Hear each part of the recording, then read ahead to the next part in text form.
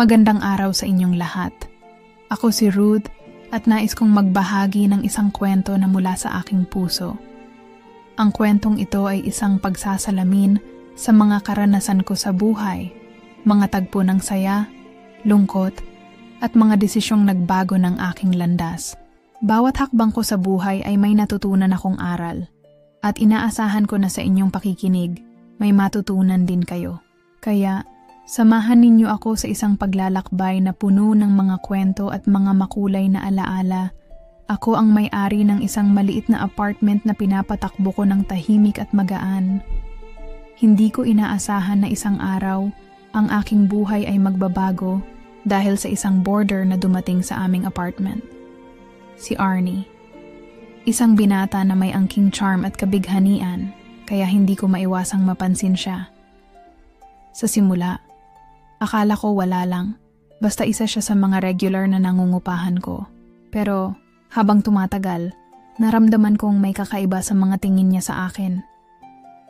Hindi ko alam kung bakit, pero parang may nakatagong kahulugan ng bawat titig na ibinabato niya sa akin.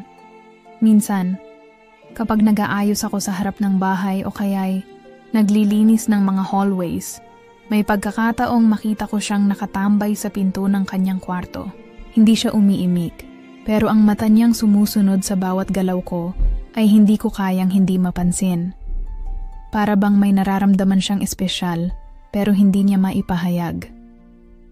Isang gabi, habang sinusuri ko ang koridor, napansin kong nakabukas ang pinto ng kwarto ni Arnie.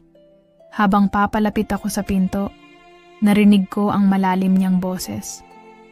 "Good evening," sabi niya. Medyo mababa at may kakaibang tono. Nagumpisa akong mag-isip ng mga dahilan para umiwas, pero may kakaibang kabog sa dibdib ko nang dumaan ako malapit sa kanyang kwarto. Nakita ko siya na nakatayo sa kanyang pinto, walang pang itaas. Ang katawan niya, matipuno at makinis, kumikinang sa liwanag mula sa kanyang kwarto. Ang pawis niya ay umaagos, at ang bawat galaw ng kanyang mga muscles ay parang nagsasabing may lihim na hindi ko pa alam. Ngunit hindi ko inasahan ang susunod na nangyari. Bigla niyang inabot ang aking braso at sinadyang madampi ang aking dibdib.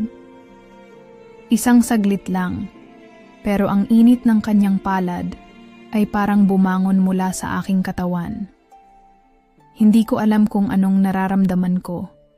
Takot ba o kakaibang kilig? Ang katawan ko ay parang napako sa pagkakatayo, habang ang puso ko'y mabilis na tumitibok. "Ang lambot mo, Ruth," sabi niyang halos pabulong. Pero ang mga salitang iyon ay tumagos sa aking katawan. Parang ang init ng kanyang boses ay nagsimula ng mag-iba ang direksyon. Hindi na lang basta kaswal na bati, kundi isang paanyaya na mas malalim, mas personal. Ang kanyang titig ay matalim, parang may inaasahan siyang sagot na hindi ko kayang bigyan. Hindi ko alam kung itutulak ko ba siya palayo o hayaan ko na lamang siyang patuloy na maglaro sa init ng aming presensya. Ang pagkakaalam ko, hindi ako pwedeng magpadala sa mga ganitong klaseng sitwasyon, pero may isang bahagi sa akin na nagtutulak sa akin para lumapit pa. Para maramdaman kung ano nga ba ang ibig sabihin ng mga titig na iyon. Dahil sa kanyang mga salita at galaw, naglalaro ang isipan ko. Hindi ko na alam kung anong gagawin ko, ngunit sa gabing iyon, parang ang hangin ay huminto sa pag-ikot.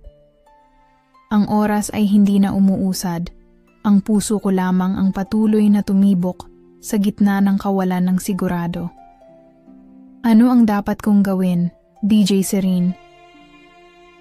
Pwede ko ba? Simula nang pumasok si Arnie sa apartment ko, nag-iba ang takbo ng araw-araw ko. Hindi ko maipaliwanag kung bakit, pero may mga sandaling parang nararamdaman kong nagiging mas malapit siya sa akin. Hindi lang sa mga tingin, kundi sa mga simpleng galak ng araw. Isang pagkakataon, habang nag-aayos ako ng mga gamit sa hallway, dahan-dahan akong natuklasan na siya na pala ang tumulong sa akin na mag-ayos ng ilang gamit sa basement. Wala siyang imik, ngunit sa bawat galaw niya, may isang bagay na iba. Mayroong malalim na ugnayan na hindi ko alam kung paano ko matutukoy. Isang araw, pagkatapos ng isang linggo ng hindi inaasahang mga pag-uusap at mga titig, nagpasya akong magluto ng hapunan sa maliit kong kusina. Nang magtangkang magtulungan siya, hindi ko kayang pigilan ang mga kilig na dulot ng presensya niya. Habang pinipilit kong magluto, nakatayo siya sa tabi ko. Ang amoy ng kanyang pabango na nagmumula sa katawan niyang malapit na sa akin. Ramdam na ramdam ko ang init ng kanyang katawan. Ang bawat galaw ng kanyang mga kamay, ang mga paa niyang dahan-dahang naglalakad sa paligid ko. Tila nagsasabing may hindi ko pa natutuklasang bahagi ng kanyang pagkatao. Masarap ba itong niluluto mo, Ruth? Tanong niya habang dumaan siya sa aking tabi. Ang mga mata niyang lumingon sa akin nang may kabighanian, na parang may nakatagong mensahe sa bawat salitang binitiwan. Nakita ko ang malalim na pagnanasa na hindi ko kayang ipaliwanag. Sinadyang napatingin ako sa kanya, ang kanyang katawan, ang mga braso niyang matipuno at mga mata na kumikislap sa ilalim ng dim na ilaw. Ang mga galaw ng katawan ko ay hindi ko na kayang kontrolin. Hindi ko na rin matanto kung anong pakiramdam ko sa mga sandaling iyon. Hindi ko kayang itulak siya palayo, kaya't hinayaan ko na lang. Wala akong kalaban-laban sa bawat titig na iniwan niya sa akin. Sa isang iglap, isang hindi inaasahang tanong ang lumabas mula sa aking labi. Arnie, anong ibig mong iparating sa mga titig mo? Dahil sa tanong ko, natigilan siya sandali. Nakatingin lang siya sa akin, para bang may mga salitang hindi kayang ipahayag. Nang magtagal, nagpakawala siya ng isang malalim na hininga at ngumiti. Wala lang, Ruth. Gusto ko lang makita kung anong nararamdaman mo. Habang nararamdaman ko ang bigat ng kanyang mga mata na tumitig sa aking katawan. Para bang ang bawat sulyap niya ay may sinasabing lihim. Hindi ko kayang alisin ang tingin ko sa kanya. Sa mga sandaling iyon, may naramdaman akong kakaibang kuryente sa pagitan naming dalawa. Isang kuryente na hindi ko kayang baliwalain. Ang init ng katawan ko ay parang umaabot sa bawat sulok ng kwarto. Parang ang hangin ay naging mabigat at ang oras ay hindi na tumatakbo ng normal. Sa bawat galaw ni Arnie, nararamdaman kong may isang bagay na unti-unting bumangon sa akin. Hindi ko alam kung takot ba o pananabik. Pero sa bawat segundo, ramdam ko ang katawan ko na parang tumutugon sa presensya niya. Minsan, nakatambay ako sa kusina, abala sa mga gawain, at bigla na lang siyang dumaan. Hinawakan niya ako sa braso at hindi ko na kayang labanan pa ang mga nararamdaman ko. Ang kanyang kamay na mainit at matigas ay dumampi sa aking balat. Parang may isang hindi maiwasang alon ng kuryente na dumaan mula sa aking katawan. At nang magtama ang aming mga mata, nagkakaintindihan kami. Ruth, bulong niya, at sa isang saglit, nag-init ang paligid. Sa mga mata niyang iyon, nandoon ang sagot sa mga tanong ko. Mayroong naiibang koneksyon, at sa oras na iyon, ako na lang ang hindi nakakaalam kung saan patungo ang mga bagay. Sa mga sandaling iyon, hindi ko na kayang itulak siya palayo. May mga alingaw-ngaw sa utak ko na nagsasabing mali. Pero may isang bahagi sa akin na hindi kayang ipagkait ang init na nararamdaman ko. Hindi ko na alam kung saan patungo ang gabing iyon, ngunit sigurado ako. Hindi ko na kayang pigilan ang nararamdaman. Kung ano ang ibig sabihin ng lahat ng ito, DJ, bago ko pa matanong si Arnie tungkol sa kung anong ibig niyang sabihin, nagbago ang lahat. Isang araw, habang abala ako sa paghuhugas ng mga pinggan, naramdaman ko ang kanyang malapit na presensya sa likuran ko. Parang may isang magnet na hinahatak kami pabalik sa isa't isa. Hindi ko kayang iwasan ang init ng katawan niya na unti-unting dumidikit sa aking likod. Ang amoy ng pawis at kanyang pabango isang kombinasyon ng init at lakas, ay dumaan sa aking katawan at nagdulot ng kakaibang kilig sa puso ko. "Ruth," tawag niya sa akin. Ang boses ay malalim, puno ng pahiwatig. Gusto ko sanang makausap ka ng seryoso. Dahil sa mga salitang iyon, hindi ko kayang magsalita. Ang puso ko ay mabilis na tumitibok habang nilingon ko siya. Ang mga mata niya ay puno ng katanungan, may tindi ng kalituhan, na hindi ko kayang ipaliwanag. Hindi ko alam kung anong nararamdaman ko sa mga oras na yon. Takot, excitement, o malalim na pagnanasa. Hindi ko na kayang gawing normal ang pakiramdam ko. Parang may naglalaban-laban sa aking katawan, ang kalooban ko, at ang katawan ko, na pareho nang nagnanais na harapin ang hindi maipaliwanag na nararamdaman ko. "Ruth?" Muli niyang tawag at naramdaman ko ang kamay niyang dumapo sa aking braso. Mabilis akong napalingon. Hindi ko na kayang itago pa. Gusto ko lang sana itanong kung ano nga ba ang nararamdaman mo tungkol sa mga nangyayari sa pagitan nating dalawa. Para bang ang tanong na iyon ay may daladalang napakabigat na sagot. At sa isang iglap, nagdalawang isip ako. Gusto ko siyang sagutin, pero parang may takot na bumangon sa akin.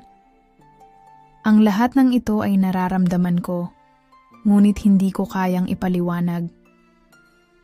Isang bahagi ng utak ko ang nagsasabing mali, ngunit ang katawan ko ay nagsasabing magpatuloy, magsalita, kumilos ayon sa nararamdaman. Alam ko, may kakaibang puwersa sa pagitan naming dalawa na hindi ko kayang itanggi. Naramdaman ko ang kamay niyang dumampi sa aking likod. Ang kanyang mga daliri ay marahan na dumaan sa aking balat. Dahan-dahan, ngunit matatag. Ang init ng mga palad niya ay tumagos sa aking katawan at pumasok sa aking sistema. Isang sensasyon na hindi ko kayang itanggi. Naramdaman ko ang aking katawan na unti-unting lumambot sa ilalim ng presensya niya. At sa isang saglit, hindi ko na kayang pigilan ang mga sarili ko. Parang ang bawat galaw, ang bawat titig, ay nag-uugnay sa amin sa isang mas malalim na level na hindi ko alam kung kaya ko pa bang kontrolin. Ngunit sa kabila ng lahat ng ito, sa kabila ng init at kuryente na nararamdaman ko, may naramdaman akong takot. Hindi ko kayang harapin ang posibleng mga konsekwensya ng lahat ng ito. Ano ang magiging epekto sa ating dalawa? Ano ang magiging epekto sa buhay ko? Hindi ko kayang isugal ang lahat, ngunit hindi ko rin kayang baliwalain ang nararamdaman ko. "Arnie," ang tanging nasabi ko. Ang aking boses ay nanginginig sa takot at sa kasabikan. Hindi ko alam kung ano ang nararamdaman ko. Hindi ko alam kung dapat ba akong magpatuloy sa lahat ng ito. Pero may mga pagkakataon na hindi ko kayang pigilan ang sarili ko. Ngunit sa mga salitang iyon, nagbago ang kanyang mga mata. Hindi ko alam kung anong reaksyon ang nakita ko doon. Galit, kalituhan, o isang bagay na mas malalim pa. Tumigil siya at nilingon ako. Tila may mga salitang nais sabihin, ngunit hindi kayang ipahayag. Sa mga mata niya. Nakikita ko ang pag-aalangan. Parang may takot din siyang nararamdaman. At sa sandaling iyon, hindi ko alam kung anong nararamdaman ko. Parang nag-uumapaw ang aking puso. At sabay kami ni Arnie na nahulog sa isang mundo ng mga tanong na walang sagot. Dahil sa katahimikan, nagpatuloy ang ating tinitingnang mundo. Hindi ko alam kung anong susunod na mangyayari. Ngunit ang nararamdaman ko sa mga sandaling iyon ay isang sugat na matagal ko nang tinatago. Isang pagnanasa na hindi ko kayang ipaliwanag. Habang patuloy akong naglalakad, hindi ko maiwasang alalahanin ang mga nangyari. Lahat ng nangyaring iyon kay Arnie. Ang mga titig, ang mga haplos, at higit sa lahat, ang mga salitang sinabi niya. Para bang ako'y naglalakad sa isang masalimuot na landas na hindi ko kayang balikan. Pero hindi ko rin kayang talikuran. Ang mga tanong sa aking isipan ay masakit. Parang isang matalim na tinik na patuloy na sumisiksik sa aking puso. Isang araw, hindi ko na kayang pigilan ng aking sarili. Nasa bahay ako, naghuhugas ng mga pinggan, nang bigla akong matigilan. Narinig ko ang isang kalabit sa pintuan. Hindi ko na kailangan pang tanungin kung sino ang nasa labas. Alam kong si Arnie iyon. Naramdaman ko ang isang init na kumalat sa aking katawan, mula sa aking mga daliri patungo sa aking dibdib. Pumiglas ang aking puso, at hindi ko kayang ipaliwanag kung anong klasing init ang nararamdaman ko. Isang galak na nakatago, pero kasabay ng takot na baka mali ang ginagawa ko. Bago ko pa matanong kung anong ibig niyang sabihin, nagbukas siya ng pintuan. Nakatingin siya sa akin. Ang mga mata niya puno ng intensyon. At para bang alam na niya kung anong nararamdaman ko. Hindi ko kayang alisin ang aking mata sa kanya. At kahit na alam kong may mga bagay na hindi ko dapat gawin, tila ba ako'y napapaamo ng kanyang presensya. Ruth, simulan niya. Ang tinig niya ay puno ng kalakasan at tinig ng isang lalaking nagdesisyon. Alam ko na nahirapan ka sa mga tanong na tumatakbo sa iyong isipan at gusto ko sanang klaruhin kung anong meron tayo. Hindi ko alam kung saan tayo papunta, pero ang tanging sigurado ako ay ikaw at ako. Dahil sa mga salitang iyon, hindi ko na kayang pigilan ang aking mga damdamin. Ang katawan ko ay tila may sariling buhay at ang mga salitang nagmumula sa kanya ay nagsisilbing gabay upang humakbang ako sa landas na hindi ko alam kung tama ba o mali. Ngunit sa kabila ng lahat ng takot at alinlangan, tila ba natututo akong magtiwala sa aking nararamdaman. Nandiyan ka na, Arnie, ang sabi ko, habang ang aking kamay ay marahang sumapo sa kanyang braso. Bakit nga ba tayo naghahanap pa ng kasagutan kung nararamdaman naman natin ang lahat ng ito? Ang mga mata ni Arnie ay sumilay ng mas maliwanag. Parang ang bawat salitang sinasabi ko ay mas tumitibay ang bawat hakbang namin patungo sa hindi maipaliwanag na koneksyon. Nang ang kanyang mga kamay ay dumapo sa aking likod, naramdaman ko ang paggalaw ng hangin na parang kami lang ang naroroon. Walang ingay, walang ibang tao kundi kami. Ang bawat galaw niya ay puno ng kuryente, isang kuryenteng nagpapalakas sa katawan ko, at sa mga sandaling iyon, wala akong pakialam sa lahat ng iba pang bagay sa paligid. Minsan, hindi ko na kayang pigilan ang sarili ko. Ang init ng katawan ko at ang tamis ng kanyang mga halik ay tila nagsasama, at walang kalaban-laban ang aking puso. Kasabay ng bawat pagdampi ng kanyang mga labi, ang mga tanong sa aking isipan ay napapawi, napapalitan ng isang bagong tanong. Ano ang magiging epekto ng lahat ng ito sa ating dalawa? Sa ilalim ng mga bituin, ang aming katawan ay nagbabalik sa isang mundo ng tadhana na hindi ko kayang labanan. Nakatingin ako kay Arnie, at sa mga mata niyang iyon, nakita ko ang lahat ng nararamdaman ko. Ang init, ang halimuyak ng aming mga katawan na nagsasanib, at ang hindi matitinag na koneksyon sa isa't isa. Hindi ko kayang talikuran ang nararamdaman ko, at hindi ko kayang pigilan ang mga kamay ko na maglakbay sa kanyang katawan, maghanap ng isang daan patungo sa isang hindi pa natutuklasang mundo. Sa mga oras na iyon, wala na akong pakialam kung anong mangyayari bukas. Ang tanging mahalaga ay ang bawat saglit na magkasama kami, ang mga galak na hindi ko kayang ipaliwanag, at ang mga damdamin na patuloy na sumabog sa aming mga puso. Ang mga araw pagkatapos ng gabing iyon ay puno ng mga hindi maipaliwanag na damdamin. Sa bawat hakbang ko, sa bawat galaw ko, nararamdaman ko ang mga alaala ng mga oras na magkasama kami ni Arnie. Minsan, ang mga simpleng galak at halakhak ay naaalala ko na lang bilang isang masalimuot na pangarap. Kakaiba, kasi parang may bahagi ng akin ang nagbago sa gabing iyon. Ngunit hindi ko alam kung ang pagbabago ba ay isang hakbang patungo sa mas maliwanag na bukas o isang hakbang patungo sa isang landas na puno ng mga tanong.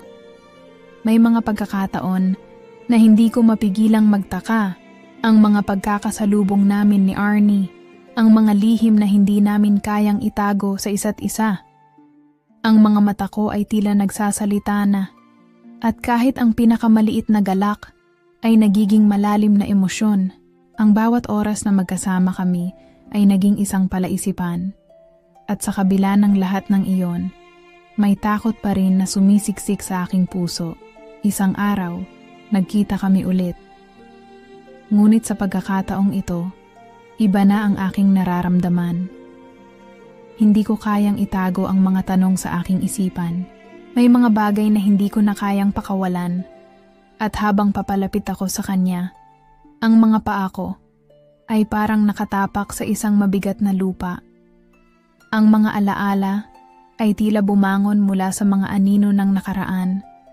At ramdam ko na ang mga desisyon ko ay magkakaroon ng epekto sa amin. Ruth, ang simula niya nang magtama ang aming mga mata.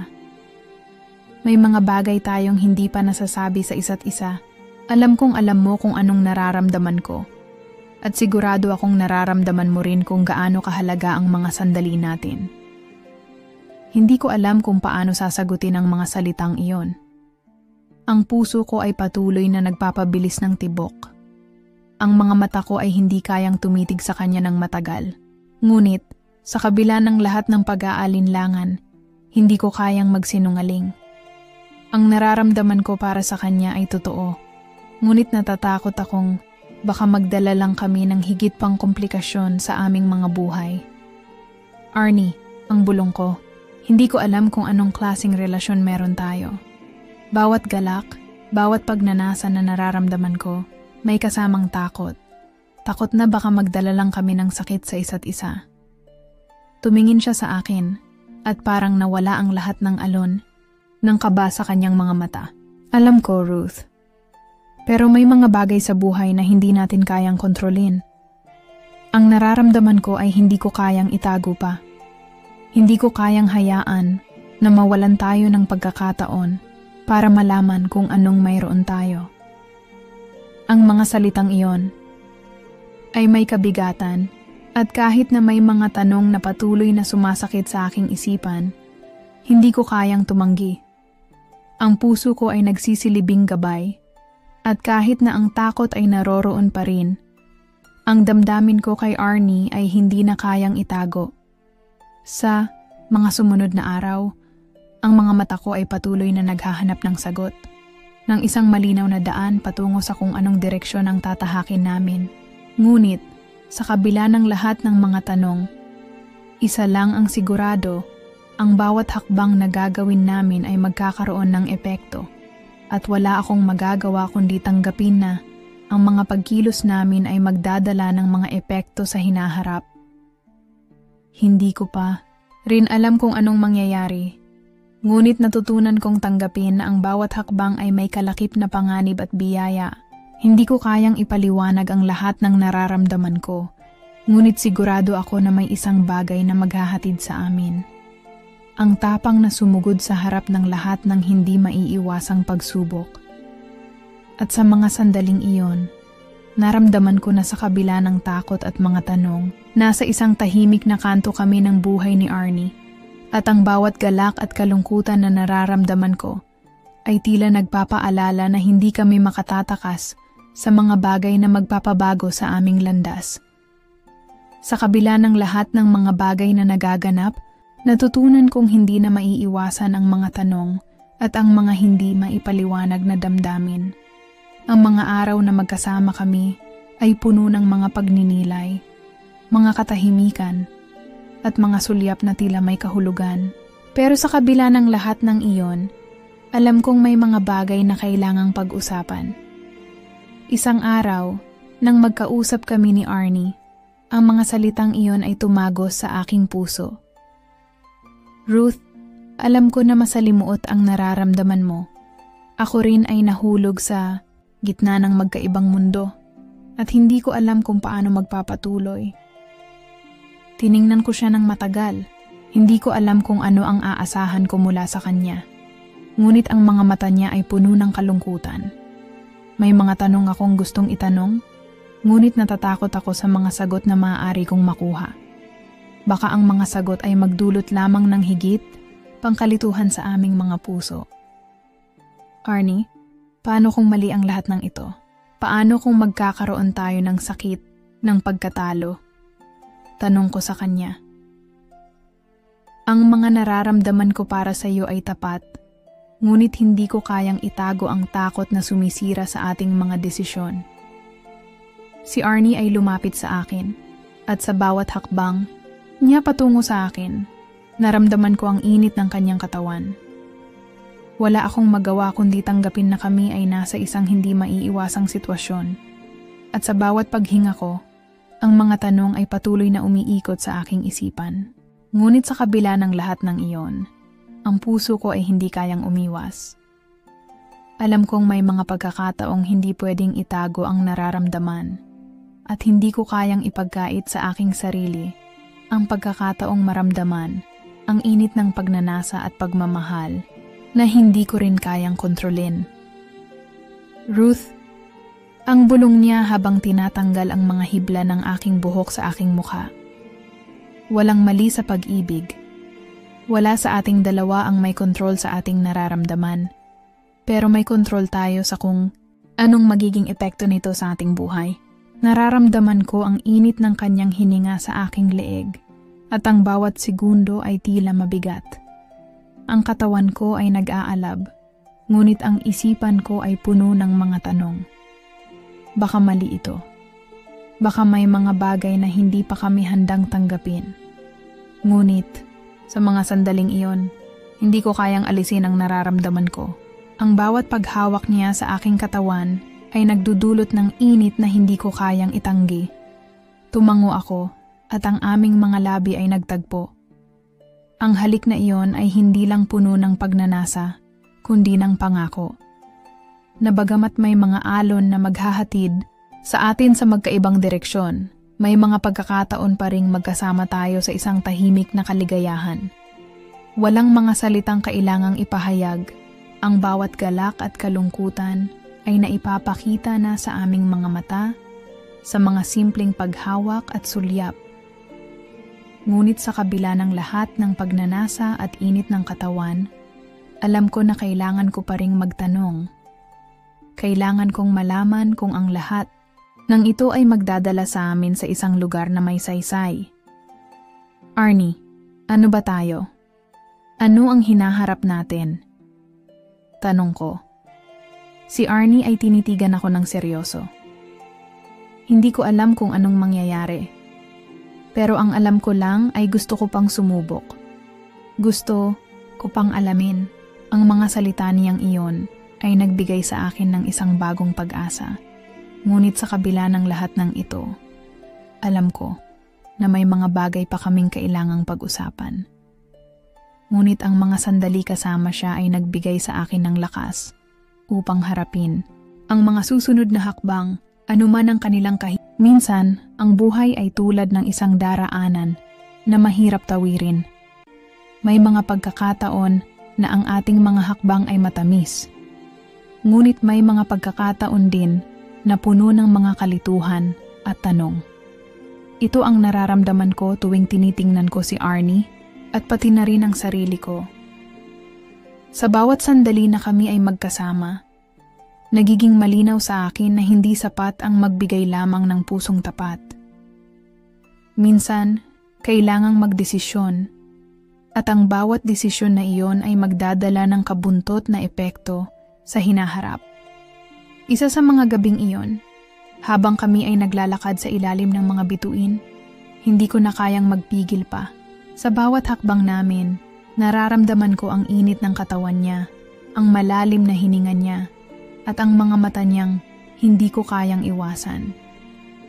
Hindi ko alam kung ito ba ay isang uri ng panandali ang kaligayahan o isang bagay na magtatagal Ngunit, alam ko na ang puso ko ay nahulog na.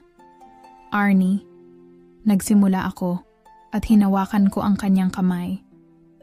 May mga bagay na kailangang pag-usapan. Hindi tayo pwedeng magpatuloy ng walang malinaw na pag-unawa sa kung anong nangyayari sa atin. Si Arnie ay huminto at tumingin sa akin ng malalim. Ruth, alam ko na hindi madali ang sitwasyon natin, pero hindi ko kayang mawalan ka. Hindi ko kayang makita na maghihiwalay tayo nang hindi ko pa nararanasan ang mga bagay na pwede nating magawa para sa isa't isa. Pakiramdam ko ay tumaas ang tibok ng puso ko. Ang bawat salita niya ay tila bumangon mula sa isang lugar ng tapat na pagnanasa at pangarap. Hindi ko na kayang magtago pa ng mga nararamdaman. Alam ko na kailangan naming magdesisyon. At sa gabing iyon, ang bawat tanong ko ay nauurong dahil sa mga mata niyang hindi ko kayang alisin. Anong ibig mong sabihin? Tanong ko. Ang mga salitang iyon ay may kaakibat na takot at hinagpis. Ruth, ang bulong niya. Ang ibig kong sabihin ay, hindi ko kayang itapon ang lahat ng nararamdaman ko para sa iyo. Kaya't kung magpapasya tayong buo, kasama ang mga kahihinatnan. Naramdaman ko ang kanyang mga kamay na dahan-dahang humaplos sa aking mukha. Hindi ko kayang itago ang lahat ng iniisip ko. Tinutok ko ang aking mga mata sa kanya at naramdaman ko ang mga alon ng init sa aking katawan. Ang bawat galaw niya ay tila may kasamang isang hindi matitinag na layunin. Kailangan ko bang sumunod sa takbo ng aking puso? O kailangan ko bang isantabi ang nararamdaman ko upang hindi magdulot ng mas maraming sakit? Sa kabila ng lahat ng ito, alam ko na may mga bagay na kailangang pag-isipan ng mabuti. Pero hindi ko kayang bitawan ang mga sandaling iyon. Hindi ko kayang itago ang init ng katawan ko kapag siya ay malapit sa akin. Ang tanong ay, Ruth, sabi ni Arnie, handa ka bang tanggapin ang lahat ng magiging bunga ng ating desisyon? Ang mga salitang, iyon ay nagpatibok sa puso ko ng mas mabilis. Hindi ko na kayang magpigil pa. Hinalikan ko siya ng mabilis at puno ng damdamin. At sa bawat paghaplos ng kanyang mga kamay sa aking katawan, nalaman ko na ang desisyon ko ay hindi na kailangang pagdudahan. Nandiyan na siya at nandiyan din ako. Wala na akong takot sa mga susunod na hakbang. Sa kabila ng lahat ng iniisip ko, nararamdaman ko na kami ay magkakapit-bisig sa landas na puno ng hindi inaasahang kagalakan at sakit. Wala akong ibang magagawa kundi tanggapin ang kung anuman ang dulot ng aming pagnanasa at ang masalimuot na paghahanap ng kasiyahan. Ang bawat galak ay may kasamang sakripisyo, ngunit ito ay isang sakripisyong handa ko nang tanggapin. Nasa isang tahimik na kanto ng aming buhay, natutunan ko na ang bawat desisyon ay may katumbas na bunga.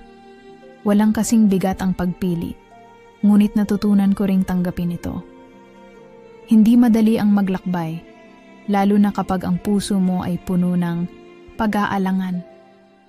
Pero natutunan ko rin na minsan, ang mga alalahaning ito ay hindi dapat maging hadlang. Mahirap man ang mga desisyon, ngunit hindi maiiwasan na dumaan tayo sa mga ganitong pagsubok.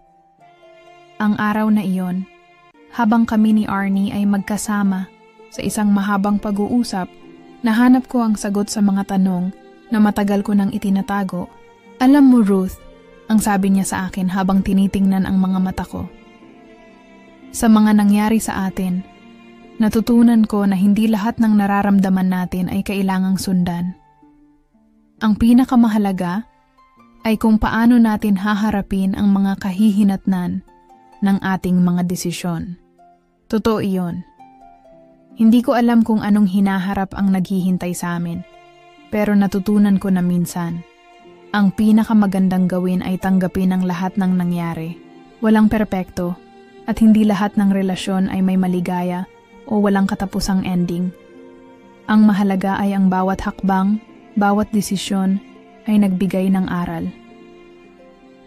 Arnie, ang sabi ko, Ang aking boses ay puno ng kalinawan at tapang. Hindi ko alam kung anong hinaharap natin, pero natutunan kong magtiwala sa sarili ko. Sa atin. Hindi ko na kayang magpigil pa. Handa na akong harapin kung anuman ang mangyari. Tumingin siya sa akin, ang mga mata niya ay puno ng damdamin, ngunit may isang matalim na pagkaunawa na nagsasabing pareho kami ng landas na tinatahak. Tumango siya at hinawakan ang aking kamay. Sa mga simpleng kilos na iyon, alam ko na ang lahat ng hindi nasabi ay nagkaroon ng kahulugan. Hindi kami maghihiwalay, ngunit hindi ko alam kung ano ang susunod na hakbang. Ang mga posibilidad ay maraming, ngunit ang mahalaga ay magkasama pa rin kami at hindi ko na kailangang maghanap pa ng ibang sagot.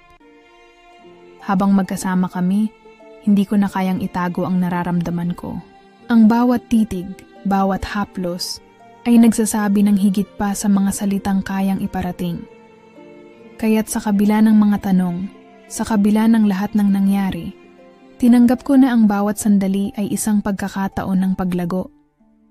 Walang kasiguraduhan sa hinaharap, pero sa ngayon, natutunan kong yakapin ang kasalukuyan.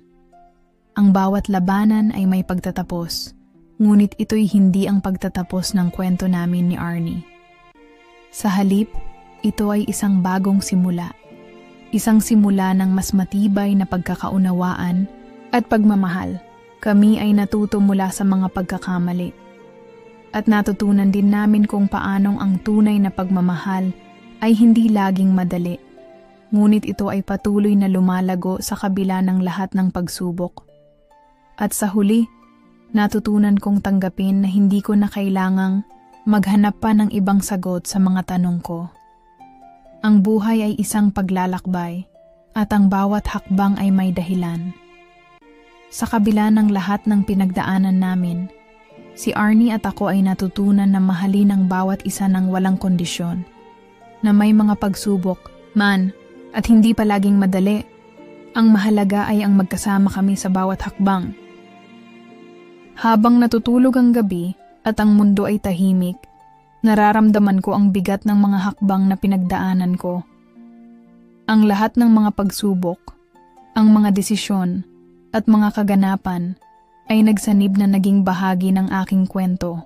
Hindi ko na kayang itago pa ang mga aral na natutunan ko mula sa bawat sandali ng aming pagkakasama ni Arnie. Sa huli, natutunan ko na ang tunay na lakas ay hindi natatagpuan sa pag-iwas sa sakit o hirap, kundi sa kakayahang tanggapin ang lahat ng aspeto ng ating buhay. Ang mga tanong na matagal kong pinagmumuni-muni ay natagpuan na ang sagot sa mga simpleng bagay. Ang pagtanggap, ang pagpapatawad, at higit sa lahat, ang pagmamahal sa sarili. Minsan, ang buhay ay hindi tungkol sa perpekto o sa pagtatapos ng isang kwento. Ito ay tungkol sa pagyakap sa bawat hakbang ng paglalakbay, sa pagtanggap ng mga pagkatalo at tagumpay, at sa pag-alam na ang bawat sandali ay may dahilan. Naglakad kami ni Arnie sa huling bahagi ng aming kwento, at bagaman hindi ko alam kung ano ang hinaharap, natutunan kong huwag matakot sa pagtanggap sa lahat ng aspeto ng buhay. Sa ngayon, ang mga alalahanin ko ay nagiging mas magaan, at natutunan ko ring hindi laging may mga sagot sa lahat ng bagay, pero may mga pagkakataon na ang simpleng pagkakaroon ng katapatan at tapang sa sarili ay sapat na. Habang naglalakad ako, sa harap ng aming tahanan, naramdaman ko ang bagong simula. Maaaring hindi ko pa alam ang lahat ng sagot sa mga tanong ko, ngunit natutunan ko na ang buhay ay hindi laging may kasiguraduhan. Ang mahalaga ay ang pagtanggap ng sarili, ang pagpapatawad sa nakaraan, at ang pagiging bukas sa mga posibilidad na darating. Si Arnie at ako ay hindi pa rin tiyak kung ano ang hinaharap para sa amin. Pero ang pinakahalaga sa lahat ng ito ay natutunan namin na ang pagmamahal ay hindi kailangang pilitin. Natutunan naming tanggapin ang bawat isa, hindi bilang perpekto, kundi bilang mga tao na may mga kahinaan, ngunit patuloy na natututo at nagmamahal. Sa huli, Ang kwento ng aming buhay ay hindi natapos, ngunit nagbukas ng bagong kabanata. Hindi ko alam kung anong darating, ngunit natutunan kong yakapin ang lahat ng aspeto ng aking buhay. At sa bawat hakbang na aking tatahakin, ang mga alalahanin at tanong ay magiging bahagi na lang ng aking Nasa harap ako ng isang bagong simula. Isang simula na hindi ko inaasahan, ngunit natutunan kong tanggapin. Habang binabaybay ko ang landas na iyon, hindi ko alam kung ano ang hinaharap. Pero nararamdaman ko na ang mga hakbang ko ngayon ay mas matatag. Ang mga desisyon ko, ang mga aral na natutunan, at ang mga pagkatalo at tagumpay ay bumuo sa kung sino ako ngayon. Si Arnie at ako ay nagkaroon ng mga sandali ng kalituhan at pag-aalinlangan. Pero natutunan naming magpatawad at tanggapin ang isa't isa sa kabila ng lahat ng kahinaan. Hindi man kami sigurado sa kung anong landas ang tatahakin namin. Natutunan namin na ang tunay na lakas ay hindi nagmumula sa perpekto, kundi sa kakayahang magpatuloy kahit pa may mga hindi inaasahang kaganapan. At sa huli, natutunan kong ang pagmamahal ay hindi palaging makakamtan sa pinakamadali o pinakamagandang paraan. May mga pagkakataong kailangang magtiwala sa proseso ng buhay. Ang pagyakap sa mga hindi inaasahang pagkakataon, ang pagpapatawad sa sarili, at ang pagtanggap sa mga nararamdaman ko. Sa kabila ng lahat, ang kwento ko ay hindi natapos dito. Hindi ko alam kung anong magiging wakas. Pero natutunan kong ang buhay ay isang patuloy na paglalakbay. At sa bawat hakbang, may mga bagong aral na matututunan, mga bagong pagkakataon na darating. At higit sa lahat, ang pag-asa na ang bawat araw ay may halaga anuman ang mangyari. Huwag mong kalimutang yakapin ang sarili mong kwento dahil sa bawat kwento may lakas na matutunan. Mga kasirin, salamat sa pagtangkilik at sa pagsama sa ating kwento ngayong araw. Minsan, ang buhay ay puno ng mga pagsubok at desisyon na nagiging daan sa ating paglago. Huwag kalimutan, laging may aral sa bawat kwento. Hanggang sa muli, samahan niyo ako sa mga susunod na kwento.